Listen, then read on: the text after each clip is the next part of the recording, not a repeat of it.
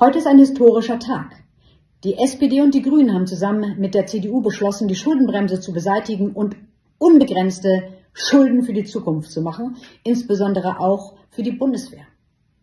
Aber das können wir noch verhindern. Die AfD kann das verhindern. Wir können den neuen Bundestag, den demokratisch legitimierten Bundestag einberufen, den 21. Das können wir tun. Und zwar zusammen mit der Linkspartei.